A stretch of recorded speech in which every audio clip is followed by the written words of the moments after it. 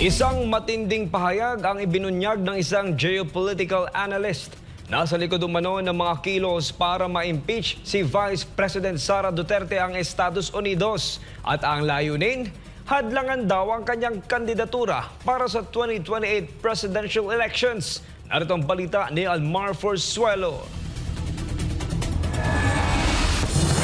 Isang hakbang ng mga tradisyonal na politiko para sa kanilang pansariling interes ang impeachment move laban kay Vice President Sara Duterte. Ito ang pananaw ni Professor German Chu Laurel, isang kilalang geopolitical analyst patungkol sa pagsisikap ng ilang kongresista na patalsikin ang ikalawang pangulo sa pwesto.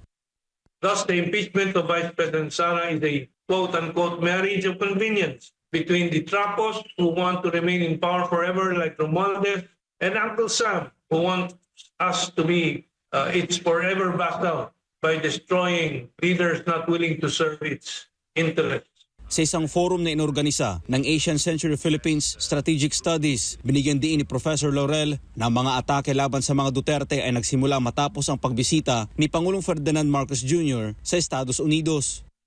As a result of that visit, we suddenly saw a series of attacks against VP Sara over her perceived tie to China and against her father, President Duterte, on the issue of EJK's Pogo, with the threat of hauling him before the International Kangaroo Court, that is the ICC. Ayon kay Laurel, malinaw na mayroong panlabas na impluensya na naglalayong sirain ang politikal na karera ni Vice President Sara upang hindi ito makatakbo at magtagumpay sa 2028 presidential elections.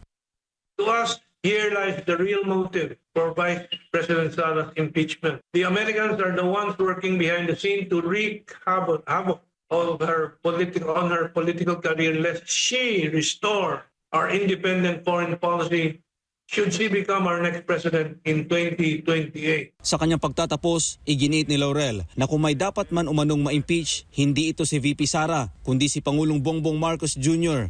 dahil sa mga isyong hinaharap ng bansa na tila hindi nito binibigyang pansin, partikular na mga kontrobersiya sa 2025 national budget na apektado ang lahat ng sektor ng lipunan.